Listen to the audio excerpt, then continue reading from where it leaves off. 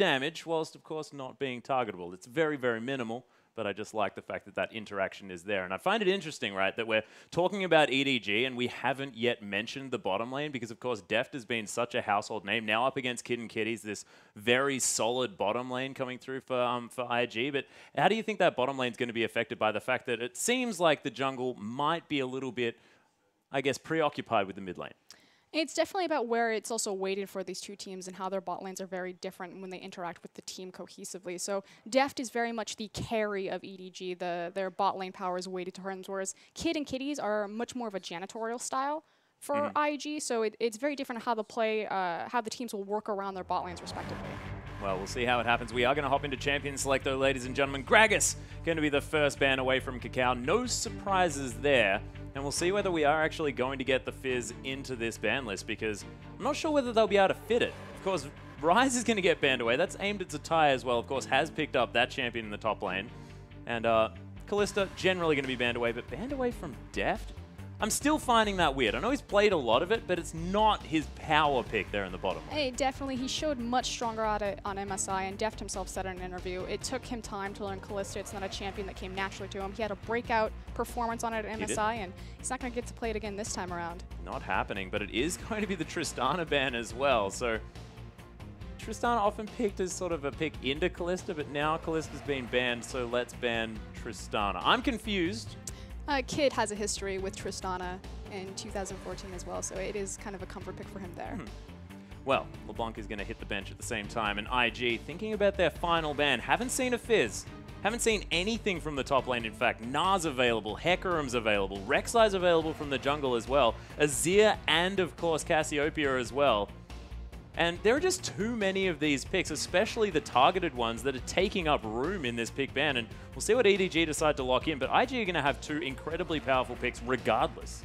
And likewise, kind of the two big contested picks, or excuse me, picks floating around are going to be the Sivir, the Rek'Sai, and the Fizz. So yeah, I wasn't surprised to see EDG not ban Fizz from blue side because they could prioritize it for the first pick. They're going to go with Sivir. Right now, she's sitting on an 81% pick rate in the LPL. She is a ridiculous record, very strong champion as far as the Chinese teams are concerned. Yeah, and I think before we came into today, it was something like a 17-5.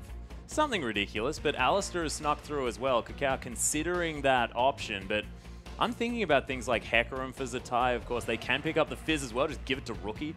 They could even put Qiao on the horse. He'd be more than happy to play it. Of course, this is Qiao. You can build a Trinity Force on it. He's probably going to be happy. Well, with so many bans not utilized on the top lane, of course, only that Gnar taken away. Yeah. Not surprised that they're not going to show their hand too early. And as I say that, Zatai's like, nope, never mind. Pony up. Yep, that's why you can never talk about it before it happens. Hat bites you every time. The barnyard rotation. Got the cow and the horse. Brilliant.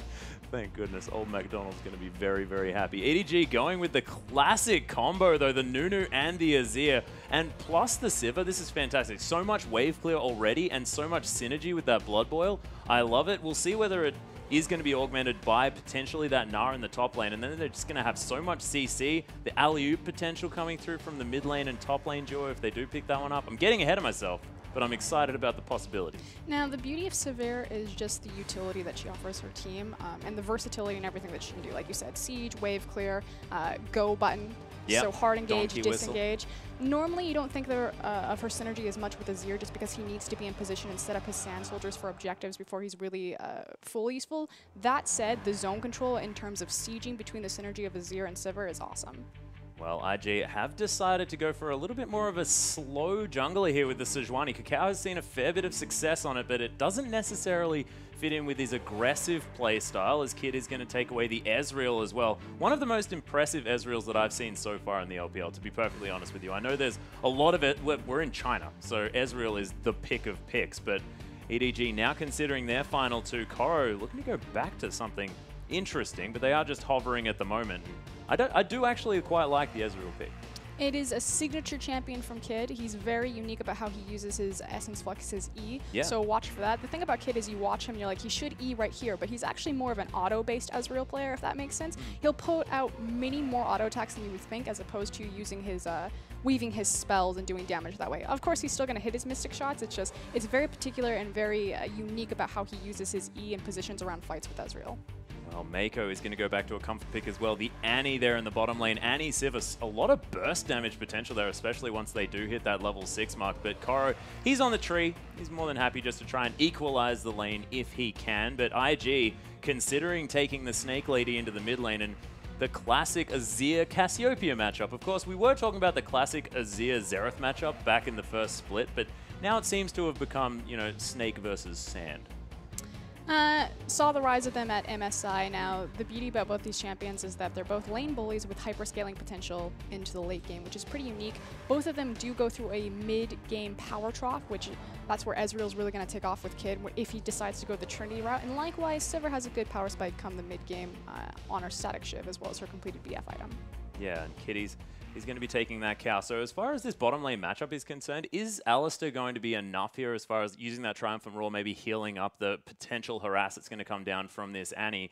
Is this going to be an oppressive lane? Because it looks to me like it might be an oppressive lane coming through from EDG. It's really going to be a question if we're not going to see a lane swap or not. Obviously, Ezreal doesn't have the best time in any sort of lane. In fact, he loses pretty much every single 2v2 matchup unless he decides to go a BF sword route. So it's really just about the itemization. Is he going to go for an early Sheen, the Phage? Is he going to go for even a Bloodthirster at this point?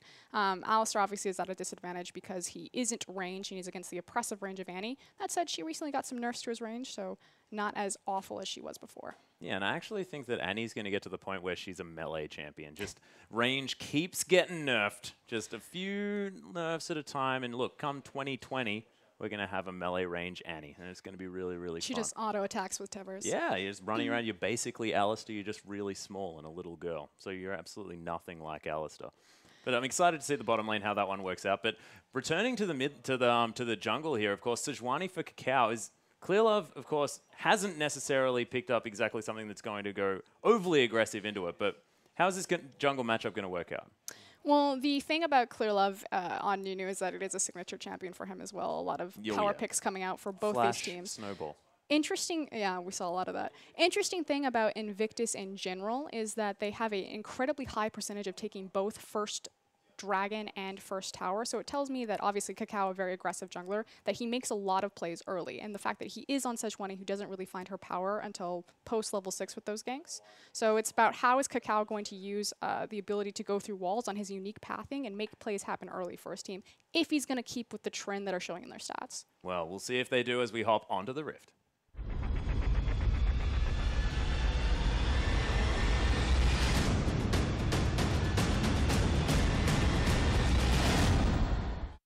And here we are, ladies and gentlemen, EDG versus IG for our third matchup of the evening. Game 1 about to get underway as Deft and Kitty's just going to move backwards and forwards here on the bottom side of the map. No deep vision going to come down for either side, though, and it looks like standard lanes are absolutely fine here, and I would have thought IG might have gone for that lane swap. And this was the question that I had. Are they going to look for the lane swap? But no, they are going to match up on that 2v2, although Mako is making his back right now. That would be EDG thinking about a lane swap, which perplexes me to no end. Well, the thing about Sivir is she's just so good at taking down towers and controlling those waves. And again, if you get her into a lane swap, especially if you have, excuse me, an Annie who has fantastic roam potential, you leave her up there, she gets a very quick level 6, you group for Dragon, and use the power of the Sivir ultimate earlier than would be expected. Well, they are going to do exactly that as Deft and Mako are going to head up this lane with the minion wave as it has just spawned. Pong going to head back to base as well. Maybe picking himself up an extra potion to make his way towards the lane. And Koro and Clearlove just going to hang out together, have that buddy system as Cookie Monster Nunu going to take down this Crimson Brambleback relatively easily. And in the meantime, Kid and Kitty's towards the bottom side of the map. So IG, do they have an opportunity here to possibly go for that early dragon themselves, maybe around that 4-minute mark? It's very scary, especially because it's Sejuani and she is so brittle and fragile in her early clear. That said, she will have Zatai jungling with her for added bonus damage there. The question is going to be, how are the bot lanes going to deal with the waves? Are they going to freeze it like we see Kid and Kitty's doing here, or are they going to pull it like I believe Mako did up into the top lane for a fast push building a wave? Well, it looks like IG actually have the creeps pushing towards here as Mako's going to come through. Nice double stun there as Zatai takes a fair bit of damage. Mako looking for something. The Ignite's actually down. A few more auto attacks. He flashes! First blood by Mako. That was hilarious. Rookie going to answer immediately with a 1v1 all-in level 2. And already this game is I don't even. They watched him walk out of the lane as well. He had creep vision on him, so they knew that he was coming down. It's quite often for supports to kind of peek their head, check out what's going on, and apply some damage or just be a nuisance. I don't think he expected him to all in. Yeah. Pretty cute. It was very, very cute. Of course, Mako now picking up that first blood did mean that Rookie wasn't able to grab that after he did destroy Pawn. And I mean, we didn't actually see what happened. But I have to say, it was probably just an outplay. Rookie was fairly low. Good news is that it wasn't Qiao that decided to feel Mako's wrath. It was just Satai, so he's going to walk himself back onto that top lane. But obviously, you retain the buff that Sejuani had so carefully achieved. Things could be worse. They could. They most certainly could, of course. Blue buff Annie this early in the game could have been a problem. Nunu, clear up, heading towards this bottom lane as well. Koro in a little bit of danger here. But as you mentioned, not really high pressure as the Sejuani. So we can talk about kind of what these compositions want to set up as far as their win condition, because obviously right now we're in a fairly passive lane swap, although it looks like we're going to get a replay. Yeah, Rookie, this is him just destroying Pawn by the looks of things. Lands another poison and there he goes. Just swerving all over the lane, trying to dodge the poisons. I call it DUIing. Yeah. Yeah, think about that one. I like it. Yeah, my brain doesn't work all that fast, but it gets there in the end as Mako just going to throw out a bit of harass onto Zatai. Okay, so for pretty much both these compositions, they're going to find huge power spikes at level 6. They're going to be very level dependent because they're very dependent on their ultimates in a true wombo combo fashion. The playmaker early for Invictus is actually going to be Alistar, just because Ezreal, you're waiting for itemization. Cassiopeia, you're waiting for itemization, obviously, in the stacking of the tier. Qiao, you're waiting for the level 6 ultimate, likewise for Hecarim. Now, the thing that's curious about giving Kitties all of the power in early game as far as playmaking ability on this Alistar is Kitties actually has the lowest kill participation out of any of the supports in the LPL. My goodness. You wouldn't have expected that, of course. I don't know. Generally just see Kid and Kitties hanging out together, but... Yeah, and it really speaks to how Invictus play around their bot lane. We do call them in Champions like a janitorial style bot lane. They're not the big playmakers or the hinge in which IG success swings. They're consistent, but it's all about Rookie and Qiao. Well, speaking of Rookie, he's getting some more damage down at a Pawn here, taking some Sand Soldier poke, but very low on the old mana. Is just going to be chugging through that flask as best he can. But Rookie, with that early kill, has got an extremely early Tear of the Goddess. And with that Serpent's Embrace, of course, also stacking up. Going to have a whole lot of power come that level 6 mark, and he's about to hit it. And it's so much more punishing as well in a mid lane inside a lane swap, just because it truly isolates this matchup, especially when you have two junglers. That Nunu, it's all about the counter jungling, applying pressure on your enemy jungler. Sejuani isn't going to find super pressure again until post level 6 when she has the Glacial Prism available. So unfortunately for Pawn, he just really has to hang on, and Rookie having that advantage, no one's coming to save Pawn. Yeah, sort of just deal with it, Pawn. You'll be fine. You're a world champion. Surely you're going to be A-okay. Of course, very low on mana. As you mentioned before, has eaten through the whole flask, and he's just going to have to sit under his turret. Rookie with so much pressure. Now heading towards the top side of the map. Qiao not level 6 just yet, so like you said, the Glacial Prism not quite there. He's spotted by a ward as EDG were trying to zone Zatai away from this turret. But Mako's got the stun. He's not scared of anyone. And this is something very indicative of Clear Love as well. He's very good about playing underneath his pressure points on the map and making sure that he's shadowing underneath. You wouldn't really consider him a playmaker, although he does have that potential in champions like his Lee Sin. But he's always in the area that he needs to be to offer backup to his teams, specifically for Deft as the primary carry for EDG.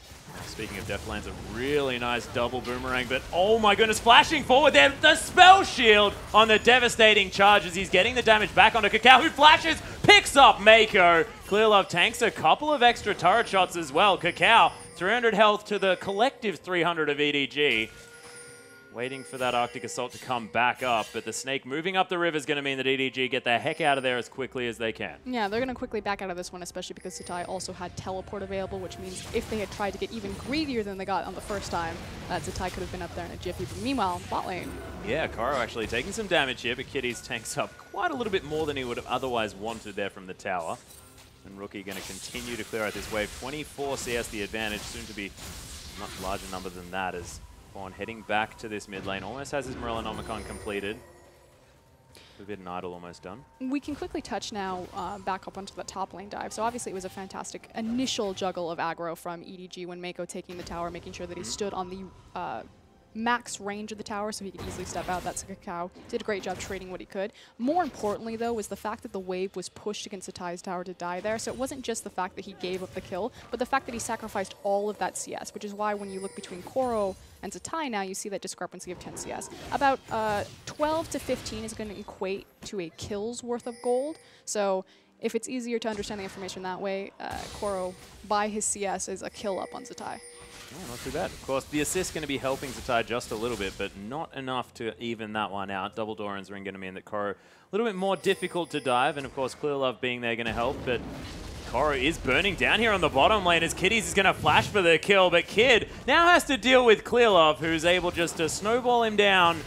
He's going to fall to his doom. The red buff definitely helping out, and EDG, they do answer for that kill in the bottom lane. And Kiddy's using his Ignite right there, but I want to think that he killed him with the passive yeah, on the the heal. Rampage passive. I like it. But meanwhile, on the top lane, of course, EDG trade the resources, take the tower. In response, though, IG... Yeah. IG, with their animal-based team comp that I didn't quite... The barnyard? Like, yeah, that's like the full barnyard. They've got a piggy there as well. I mean, you don't necessarily have a snake in a barn, but generally having the rest of the animals, there might be a snake around. We're in Australia, She so has snakes are there. the theme, though, because she's wearing the cowboy. Yeah. Ezreal doesn't fit No. whatsoever. I don't think he fits anywhere. Might be like the Harvest Moon team comp. He can be the main character I guy. got that. It's a game. Okay. Yeah. But IG staying true to their stats. They have an incredible first dragon control. Like 86% of the time, they're going to get the first dragon in their games. And Yeah. there they go. Able to take that one down relatively easily, and of course, Rookie with so much pressure in the mid lane, definitely going to lend themselves to being able to get that done. EDG's comp does work fantastically in the late game, though, so we're not going to count them out just yet. But one thing I'm really frightened of is the fact that Zatai is on the Hecarim. Of course, not necessarily one of his most played champions, but Hecarim in general has been decimating the LPL. I mean, you get to the late game stage, and Deft actually in a lot of trouble, walks out of the way of the True Shot Barrage, so he's going to be safe for now, and Kid unable to quite land the Mystic Shot. But EDG are on the back foot here in the bottom lane. Koro heading around just to try and assist just a little bit. So almost some action. I think he smells that something is up, that people are playing to the side. But lo and behold, EDG playing to Deft's side of the map. No matter where he is. Top side, they'll appear up there. Bottom side, right shadowing underneath. And this is what's expected, but it looks like we are setting up for maybe a possible 3v3 as Qiao's coming down through the lane. Yeah, Koro waiting in the wings, though, as the pig being very, very patient. The blue buff being looked at, or at least the area, as Koro is going to pass over the top of that pink ward. Mako does get the stun onto Kid. The boomerang comes down, ignites there as well. Twisted advance might deal with the Ezreal, and it does, but they answer back immediately there as Mako's going to fall down. Unbreakable Will has been popped, but Qiao's the focus. Deft picks up that kill. Clear Love tanks the turret for just as long as he'd like, and Pawn, he's coming through to try and pick himself up a kill, and Koro, he tanks up the turret. Rookie, oh my goodness, is this going to be a possible quadra kill available for the Snake? No, the minions actually being a little bit of a problem.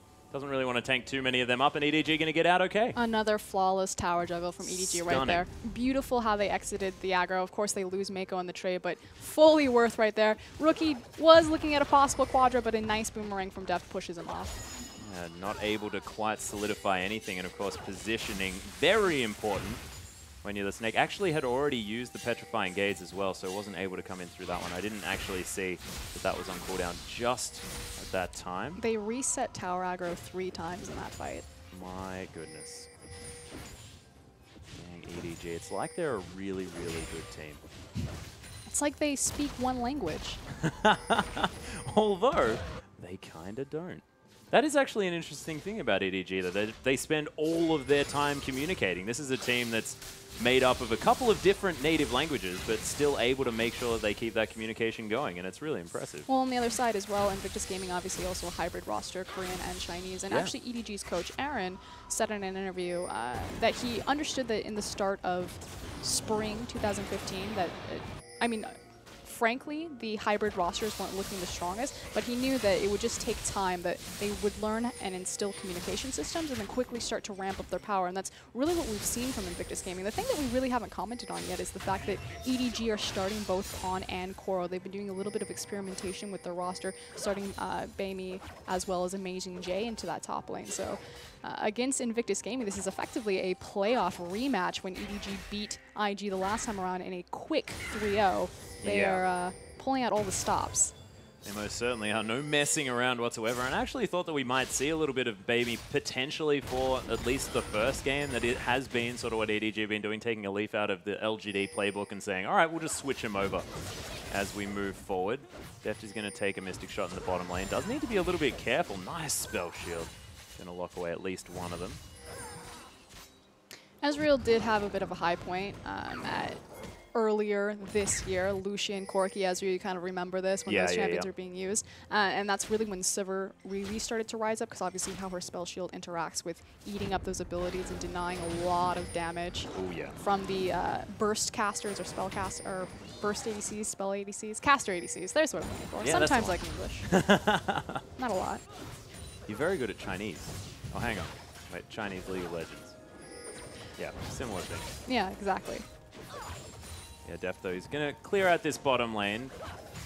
But of course, yeah, and the thing that I like about Ezreal is the fact that it's, you know, Wei Xiao did it. I mean, it's sort of the massive pick for China. You think of China, you think of playing Ezreal and weaving in all of these auto attacks around everything, eking out all of the damage possible. And I like the kid sticking to the roots, you know.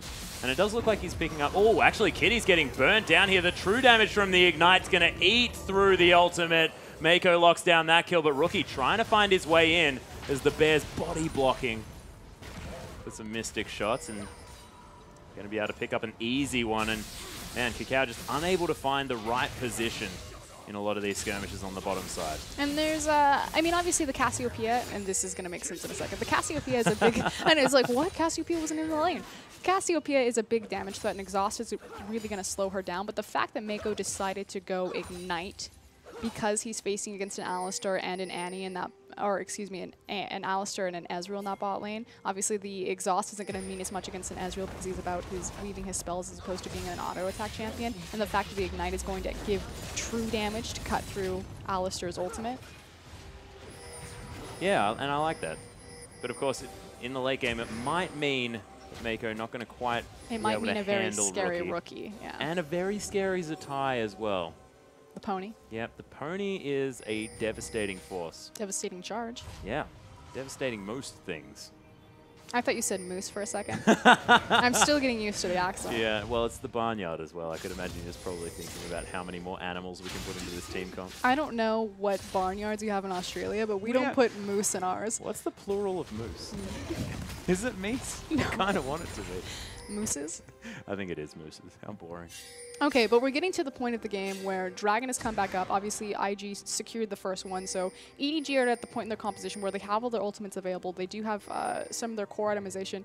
Looks like Koro actually decided to rush the home guards on his boots, and this is something that EDG really love, is their collapse, where they'll get a ward behind a team, and then you would think like the Righteous Glory. Oh, there's the ultimate though from Qiao as he throws out the Glacial Prison. Deft. Spell Shield not going to find too much as the teleports are coming through from the bottom lane. Oh, nice flash out of the way of the ultimate as Zatai tries to get the damage in, but he's going to fall down. Pawn picks up that kill. Kitty's trying to be a nuisance, but the ultimate runs out, and Rookie now finds himself trying to kill the tank, but it's not really the target they want. Beautiful ultimate, though, as the Emperor's Divide does come in. Koro does manage to land the passive to keep himself alive. Somehow survives for longer than I would have expected as Rookie goes down on the bottom side, and Pawn able to take down his lane rival. And EDG, despite the fact that they were struggling there in the mid lane, are able to pick up a fantastic team fight. And this is exactly what we were just talking about before the fight, is that EDG love to do these collapse team fights where they have a ward from behind. The fact that Koro rushed the home guard so he would have that initiation, and they just collapse on top of IG and ripped them out. Yeah, rip them apart as 4,000 gold now the lead for EDG. Picked themselves up a dragon buff as well, so 1-to-1 on that, 6% stats for all. Basically nullifying the fact that Dragon even exists. For this one here, as EDG are going to clear out the mid lane. Not really the mid lane turret focus. Of course, they've taken out a couple, of course, the two outer lanes. But the mid lane still yet to go down. They really want to take that just to open up the map here. for EDG. There's also no reason to take the mid tower because it's a Cassiopeia with a Nazir. If you just retain the laning phase and elongate it as long as possible, they're going to hyperscale anyway. I mean, obviously it's good for Rookie, but it's also good for Pawn. So just moving around, like you said, opening the map, flank play, like we just saw in that last team fight, is really big to EDG's engagements. So clearing out the side waves and getting these wards behind and around is very beneficial to how they team fight naturally. And you can see Clearlove actually deciding to get in amongst it, getting some wards and some vision down in IG's jungle here on the top side. Exactly what you were talking about, Justin Froster, and just trying to get all of this vision for the flanks. 3 pink wards actually towards the top side. Baron up in 2 minutes. And, I mean, I know, you know, mentioning Baron at 18 minutes does seem like a ridiculous thing, but this is EDG. We need to be talking about Baron at all stages. They have a very low Baron average. What's beautiful is the fact that Dragon is done, so there's no reason... Oh, Qiao was looking for something. He's looking for the trigger.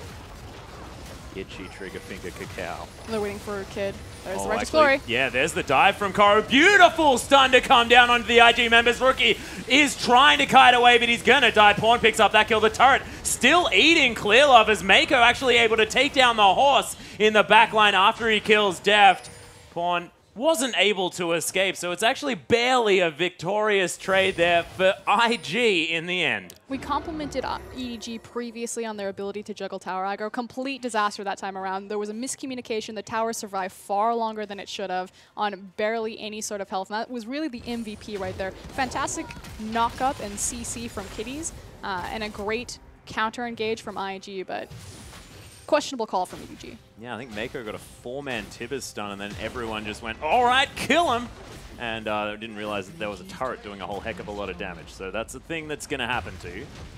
Of course, Kid almost with his Trinity Force as well, so massive power spike potential here from the bottom lane. It's incredibly devastating, though. So you would think, oh, well, you know, they just lost a few members and the mid-tier tower, no big. But they lost so much map pressure. Look at the wave bottom that Core was immediately having to respond to. And then think about the momentum that EDG had just previously put on the map. Dragon was down, so there was no reason to be on the bottom side of the map. So immediately they then moved up all of their vision into the top side, knowing that that's where they're going to be playing. But the fact that they miscalculated, pulled the trigger too early, completely resets any of the plans that they had just spent all of that gold on and vision for.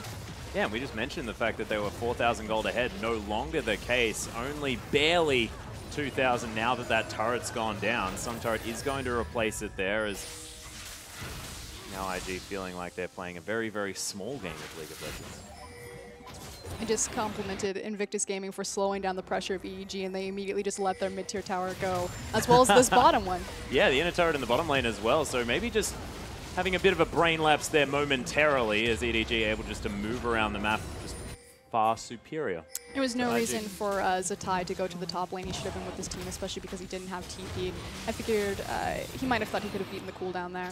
Yeah, does trade a tower. Does, yeah, so he's able to pick that one up, but still, gold lead still firmly in favor of EDG, sitting at about that 2,000 mark. Clearlove heading around this map. Of course, both of these teams with a lot of hyperscaling potential, but is this Ezreal going to fall off in comparison here, or is it mostly the fact that like IG relying on Zatai and Rookie being massive in the later stages, of course Qiao as well? Damage output, Ezreal is definitely at his height right now until that Mana Moon builds up and he has the fully stacked tier to proc it. As far as Sivir versus Ezreal in terms of damage, it's really just going to be about A, who's going to crit, and B, who's going to land their skill shots. What's important to realize is that Sivir is going to offer her team so much more than Ezreal. Again, sieging, wave clear, engage, disengage. Ezreal can have some global pressure as far as waves. If we want to go all the way back to Wei Xiao, he used to use the Ezreal ultimate to trim and prune waves across maps so he could build slow pushes and multiple pressure.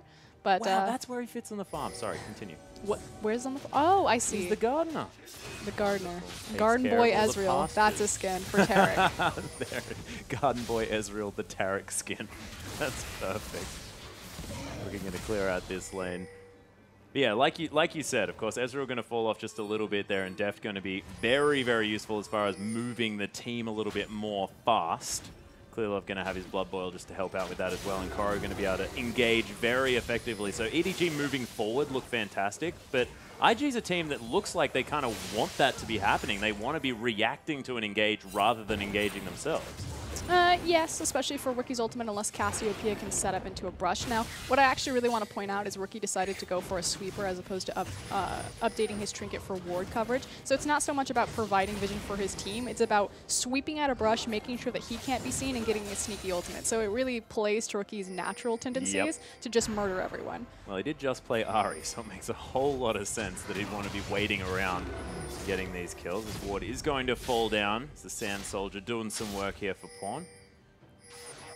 We do have a lot of core itemization already completed. We talked about the Trinity Force, of course, the Archangel Staff as well. Yeah, for Seraph's Cassiopeia, that's a huge power point for her. So right now, these two teams are ready to fight. Dragon should be kind of the stage for this, especially as Invictus are quickly moving. There's a teleport. Yeah, teleport in at least. Zatai trying to find his way in there. Not exactly the best, though, as Qiao just going to get destroyed. Deft with the ultimate. Kitties with a wonderful knock-up, though. There's the ult back from Pawn just to try and create some space. But look at the ult from Clearlove, splitting up the team of IG, and Pawn able just to get so much DPS down in the back line. Kid trying to use that heal to get out of there, but Koro, gets the flash from Kid, but he is going to be safe in the end. Zatai trying to escape in the bottom brush. And Rookie thinking that, yep, I'm pretty much done here. Corrin locks down Zatai. The beauty of EDG and playing zone space control compositions, the fact that they have the Azir, the Emperor's Divide, as well as, like you said, that massive ultimate from Clearlove to split up fights, and just how useful it is in the fact that Deft is their AD carry. He's very position reliant. Yeah. And when he has all of those fantastic tools and then a team that executes them flawlessly every single time, it's really when you start to see this AD carry shine. Yeah, Mako now hanging around here as well. Does have the... And I didn't even see Tibbers go down in that team fight, of course. It was used, and it was probably to fantastic effect, but because EDG had such fantastic layering, it was sort of caught up in amongst everything. Just because it seems like the cluster fight's really what they're looking for. And you look at IG's team comp and you think that's playing into their hands. That's what they're going to be able to use, but it seems like it's Pawn. It's the Emperor's Divide that's just pulling the whole thing apart. They're just so brilliant about using their resources to the most effective way possible. So again, we talked about how Coral likes to use this teleport come from behind. That's actually a very Hecarim thing to do when you think about Hecarim with the onslaught of shadows, with the devastating charge running through, but it was the Maokai. We are going to see the replay, so watch Coral. He's going to teleport from behind. Qiao just gets annihilated from the map, and there's Coral. All the way in. But they don't need the big tanky front Maokai to help them win the team fight because they're so efficient. We just need the... Oh, hold on. Yep. Speaking of which, there's actually going to be IG winning a fight here as Deft and Clearlove not sure what they were doing, but they're both going to die and possibly give up a Baron, or definitely give up a Baron to this IG squad as they've got a Cassiopeia. They've got so much Baron damage, and I don't know what happened in that mini break, but yep, EDG lose Baron and a couple of kills. Clearlove and Deft were like, don't worry, IG, go long. And they just threw the ball as hard as they could. Does seem to be something like that. As Mako's just going to incinerate the wave upsettedly and move towards this blue ball. Great spot for IG to be in. It's going to be a question now if they can do... Fine, he's going to be fine. If they can do anything with this Baron as far as translate... Oh, hold on. Oh, there's the ultimate. Actually, Zatai does get out pawns, but unable to get himself away from the horse effectively enough. There is going to be the E over the wall for some safety as Koro is going to pop that Righteous Glory. Slow not going to find anyone, though, as Mako does come down, but Kid takes the boomerang and IG decide to disengage. I feel like when you pop Righteous Glory to run away, it's not about running away. It doesn't even really work. It's advancing in the opposite direction. Yeah. Well, IG going to steal away the red buff here as well. Kid actually locked that one down. So here was the question. Are IG able to do anything with their Baron, translate into any sort of objective, or is it just going to be a pause button for them to catch their breath, continue to stack up the fact that they do have these scaling champions and these scaling power points? Clearing out waves right now, haven't consolidated their Baron any which way or direction. Mid tower would be the most appropriate for them to take down, just because if they secure that second tier mid, it's going to open up the map and give them far more map control and pressure. So if they do look to take an objective, I would expect it to be there. See whether that's where they're going to go. It looks like with 4 members hanging around, that does seem to work for them. Is Pawn going to try and take down this Raptor, but Clearlove just going to smite that one away. And Rookie going to take a Scuttle Crab as well. So IG, I mean, you generally expect to at least get a tower from a Baron. The IG squad taking their time, locking that one down. And Zatai waiting in the wings, trying to get some form of dive. Onslaught of Shadows is there. There is a ward right on top of the horse. So much dive potential. They have to be very careful. Righteous Glory was popped. Mako runs around really fast. What you're looking for is the Onslaught of Shadows as well as the Glacial Prism. I would expect that on a tower siege like this, it will be EDG who strikes first, especially as Zatai is kind of trying to look for a flanking opportunity here. He's champing at the bit, one could say. I like the imagery. But what you want to notice is in the side lanes, we have massive waves because as IG consolidated the resources mid lane, Deft and Koro went into those side lanes and said, hey, we know you want to be mid, but you really need to take care of this stuff in the side waves. Yeah, so wave control definitely in favor of EDG has been a point of power for this team just in general, and IG can't do anything about it because they know that top and bottom pushing right in. Zatai just going to head towards the top lane and Rookie going to take down the bottom one, and no turrets for that Baron. EDG able to at least damage control fairly effectively, but they keep throwing their carries into the mouths of IG like they did when Deft and Clearlove died. And things are probably still not going to go so well. I mean, think about it this way. Deft and Koro going for a walk into the side lanes and then using the power of Sivir as a wave clear, like we said, in her rotational ability, equalized the Baron that IG had gotten as far as map pressure and objectives are concerned. So it's just the power of Sivir in general. The power of setting up your waves appropriately. It's something that LGD are very good at. And especially Invictus and EDG as matured teams, matured strategically, like wave manipulation and management wasn't really seen in 2014 Chinese League of Legends. So it's wonderful to see these teams and the evolution of them as they start to climb their skill ceiling, the strategy ceiling, if you will. Yeah, and the last split was honestly like a learning experience for a lot of these teams about how to deal with the side wave management. It's what happens when you bring over players. I want to mention like Acorn. Dandy, of course, Acorn there as well. Like Dandy with the vision control that's changed a lot here in China as well. Mata there at the same time. Vici Gaming just in general as far as their vision was wonderful as they moved in. But a lot of these teams, they've picked up on it as well. I mean, the fact that we're talking about wave manipulation in a Chinese game as opposed to just super aggressive 5v5, even in a game with Invictus Gaming inside of it. So effectively, IG were the most aggressive Chinese team that you could possibly ever be. And then they were smashed and combined with the KT Arrows, which were effectively the most aggressive Korean team that's ever been. And what do you get? You get a wave management, poke, hyperscaling composition, as opposed to just press go. I find it ridiculous. Qiao, where is your Ghost Blade? Hang on, he's not playing Nocturne. It's not 2012, etc. There is an Aether Wisp on pawn, though. He's possibly looking for that Luden's Echo as his fourth item. I would have expected maybe a defensive option of some kind, like perhaps the Zhonya's Hourglass, but no. Pawn just very, very reliant on his own ability to have correct positioning. Of course, the rest of his team able to provide that for him as well. And Koro waiting for that home guard teleport into this fight around the dragon. Only more rotational power from this EDG lineup if they pick up the third. It was really brilliant when IG actually just did there with their pink ward, understanding that the last, because you have to think, the last two big team fights that have really changed for them have been around this dragon fight where EDG just ripped through them, and it was on the back teleport from a ward placed exactly where they now have their defensive pink to make sure that, you know, fool me once, shame on me, fool me twice, it's not happening, I'm placing a pink. Yeah, exactly. So not going to be happening this time around as Mako was looking for something, does have that stun prepped as IG now going to start off the dragon. Qiao right up amongst it, but he does have a lot of health and a lot of an ability to tank it. There's the Righteous Glory. Clearlove steals away the dragon. Thank you very much. And Qiao looks for the revenge ultimate. Nicely lands onto Pawn, but it's not going to do too much as Qiao just going to get ripped to shreds. Clearlove says, nope, you ain't getting in here. And Zatai defensively ults out of the team fight. EDG 5 members strong heading towards the mid lane. Outsmiting Anunu, but the fact of the matter was is IG were pressured into the situation because, again, EDG paid attention to their side waves and they set everything up. So not only do they get the free dragon, but they got the free top tower. And it forced IG, we have to act now or we're going to lose an objective for free. Lost it anyway and might lose more. Yeah, speaking of acting now, though, Zatai into the back line. Nice Empress Divide. Zatai can't get in at all. Koro, he's going to go down for the sins of the rest of the team, but Zatai looking to try and get some more done. Nice shield for Pawn as Mako. He's going to fall down. Zatai's a monster, ripping through this team. Clearlove getting rampaged to death. The helicopter horse able to take him down. And Kiddies, he's going to continue. And that's an ace for IG. They lose no one. And EDG had used so many of their cooldowns in the previous dragon fight that Zatai was able to finally get into the back lane with his team behind him, not just by himself, and cause devastation to EDG's backline. What it'll actually transition into? Maybe maybe an inhib tower. Looks like they're going to go for it. Yeah, 6 seconds on the Baron as well, though. IG very, very low. They need to decide whether they're going to be able to get back in time before EDG actually just heads back and just does the Baron while they're healing up. The inhibitor is going to fall down. EDG may have a window now as they're all respawning.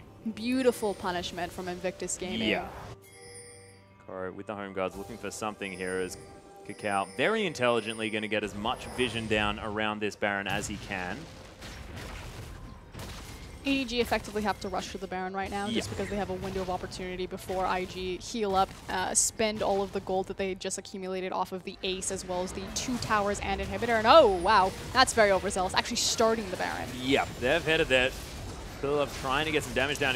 Not exactly going down the fastest that we've seen a Baron fall thus far, but it's below half health. Zatai wants to find his way in, does have the smite. He's going to head over there, but it's stolen by Qiao. EDG now forced on the retreat. It's a beautiful ult from Clearlove in the middle of the fight as Kitty's able to use that Unbreakable Will to keep himself under control. But look at the Sand Soldiers doing so much work. I say that, Pawn's going to die, and the rest of them are going to get torn to shreds. Zatai is just too much of a menace on this unkillable horse that's ripping apart this team. And I understand that Clearlove is on Nunu. He has the smite plus the consume, but he actually had a weaker smite than Qiao in that instance. He's a full level down, so Qiao coming through in the end. And that team fight, we talked about how Clearlove got another fantastic ultimate splitting up the fight, but the fact of the matter is Qiao beat him, got a better one. He got a Glacial Prism on Mako and Azir in the backline. So through the duration of Nunu's separation and protection, Azir wasn't able to lay down any damage. Yeah, and of course, I mean, IG had 2 smites as well. I mean, you might have smite consume, but you don't have 2 smites. And there's, of course, a top lane smite level 17 is Zatai, so that would have been doing some work too. Of course, it was Qiao that got it. The seasoned jungler is Deft. He's just going to kill him now. And IG, they did manage to get what they were looking for, though. They broke the base in the top lane as well. So mid lane inhibitor is fallen down, and Zatai now split pushing the bottom side. EDG are quickly running out of turrets as we see this again. So Qiao comes in, gets the smite steal. So here's Clearlove. Bam. He's using his ultimate in the middle of the fight, but as you see, Mako and Pawn were locked up by the Glacial Prism, unable to act during the duration of that safety. Qiao then jumps straight onto the backline, eats them alive. Zatai as well, consuming the members of EDG as he's just going to eat Koro there on the front line. And look, Maokai just not going to be as useful at this stage of the game as a Hecarim. It's just flat out what's going to happen. As long as you're positioned front to back and you have the Maokai in front of you, I mean, obviously... Death is probably dead. Oh, able to move out of the way of the fear there as Zatai. He's going to get caught up. Mako able to get the stun down. Devastating charge might be back up again. He kills Deft, and he's going to die for it, but the 1-for-1 is probably the best he was looking for. IG now looking for the counter engage. The Righteous Glory was popped by Kitties, but I don't know whether he's going to be able to find his way in. And there's a bear following you, Kitties. You got to be careful. Mako going to get a lot of damage down onto him by Kid, sorry, who's going to get some bear gold for himself. Sand Soldier's still doing some work as Qiao. There's the ultimate, but whiffs as Pawn's able to use the E to get out of the way. And IG, they get the inner turret in the bottom lane, but that's about it. Well, they've securely taken over the game in the driver's seat right now as far as their gold is concerned, opening up the map, putting up all these towers, and yeah, EDG are doing a good job managing pressure with their various mini waves. We now have a big one into the top lane, but IG, that turn on the inhib pretty much broke this game fully open. And now Rookie, of course, trying to finish off his final item here, the Luden's Echo. Going to be the next option for him. 7, 2, and 6. This Cassiopeia is gigantic this game. Seraph's Embrace with that Rabadon's Death Cap as well as the Void Staff, Abyssal Scepter. Yep. I'm pretty sure he's doing some damage, and I love the fact that he picked up the Mercury's Treads as well. I also really like Luden's Echo on Cassiopeia just because she goes through her spell rotations so quickly that it's going to get more procs off the Luden's Echo. The problem with building Luden's early on Cassio, which is actually why I like where Rookie's deciding to pick it up in his itemization, is that she needs a core to really kind of ramp herself up and to get her damage going. It's not like you can sacrifice a tier to make a rush on Luden's, whereas like someone with Ahri can just rush that item straight out the gate. Well, EDG, now with control of their mid lane, trying to set up for this dragon. IG waiting to try and send their horse into the backline of this fight. They've got a lot of wards behind this dragon pit. Zatai can find his way in. They've started off the Dragon, and EDG, they do need to pull the trigger now if they want to get in. The teleport coming down from Zatai as Clearlove wants to try and take the Dragon. He is going to get it. Zatai going to get ulted out of the way as Pawn. He's still alive, but barely here in the backline. Is Clearlove able to get a huge ultimate? Nice flash out of the way. True shot barrage there for Pawn as Zatai. He's hunting him down, but the rest of the members of EDG are melting. Mako going to fall to the horse, and they just can't get through Zatai. A double kill already. Def going to fall as Kid picks up that one, and Zatai finishes it with a triple. And EDG, they're all lying on the ground. Qiao, the only one dead. And IG, they might be able to take the game. At the very beginning, we talked about the difference between Sever, what she's going to offer to her teams in utility, but what she trades is that hard carry damage potential. And right now, Kid and Rookie are doing so much more with the front tank line. Clearlove actually flashed to reposition himself to peel for death, but it doesn't matter at this point.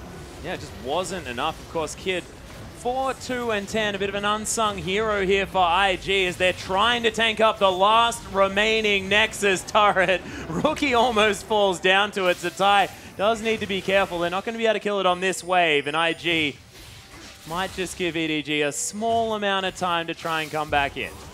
EDG needs to reprioritize where they're applying their peel, and they need to keep this Azir alive. Oh, teleport. Yep, Koro looking for Kid there in the back line as he pops the Righteous Glory. Oh, the petrifying gaze gets dodged by Koro. That is a 60-second death timer that he's now propped onto Rookie. Where is this game going? It's not going to go very far. They are pushing up into the mid lane into a super minion wave, as well as the fact that a lot of members of IG are still up. So maybe this inhib, if they're lucky, doubt it, maybe just some damage on the tower, although they are tanking. Yeah, the whole barnyard is still alive, as we mentioned before. This turret is going to fall down, though, as Zatai looking for something in the back line. He's got the ultimate ready, but they're going to give up the inhibitor and let EDG escape. Deciding not to try to risk their lives right there in a 4v5. Obviously, if they lost there, it surely would have meant some Nexus towers are possibly the game. So not or even Baron, of course, too. Yeah, not the worst call to make, although I think they should have pulled the trigger a little bit. But giving up that one means that EDG have a whole lot more pressure. Of course, the only inhibitor that has fallen down is that mid lane. IG have opened up a lot of the EDG base, though, still definitely in the driver's seat, but it's only 6,000 gold, and as this game progresses, that's going to mean less and less as these items are picked up. Luden's Echo now completed by Pawn. He's looking for his final option, but already this Azir is doing mammoth amounts of damage. The gold disparity between teams, you are correct, really only matters to a point because you only need, I'm just using this as a random number, say 50,000 gold to complete your items. So once everyone has 50,000 gold, it doesn't matter if you then have 20,000 gold more than your opponent because you already hit the skill ceiling or the cap ceiling where everyone has the items that they need. So now it's just about how these comps work together and who's able to execute the comps and their win conditions more appropriately. And so far, it's been Invictus Gaming really on the turnaround, although we do see EDG shoving up into the mid lane. IG could look for a flank, and they have tons of potential there just because there's so many options as far as hard engage. Well, actually, EDG is just going to start off the Baron in full vision of IG as well. They're burning it down super quickly, though. Oh, the ult comes through, but he's not going to be able to lock down the Baron this time around for IG. The kill goes down immediately onto Zatai, and he's a massive member of this team. Oh my goodness, the stuns and the destruction coming through from Mako as IG trying to escape, but Koro saying no. The boomerang doesn't find Rookie as the heals trying to get him out of there, but they're body blocking, and EDG going to take down the Snake Lady Kid, forced to use the flash, and the counter throws from IG as the perfect ace comes down from EDG. And this game has swung backwards and forwards so many times, but I think EDG may have just done it. Look at the Baron pick and look at the vision that EDG have down there. The reason why IG couldn't get in position to attempt for that steal or attempt for a team fight was the fact that they just didn't, I mean, they knew that it was happening, but the chance of walking into a trap right there was too high. They didn't have the vision laid down appropriately to approach it, and it gives the game to EDG. Yeah, and Zatai just going in despite what his team decided was the best idea. Of course, EDG not even with the gold advantage at the end of that game, still 500 behind. But I'm super excited because this is the best of two. So of course we get to see that again. Hopefully it'll be that exciting again. Hopefully IG will buy some wards this time around. Wow, so devastating.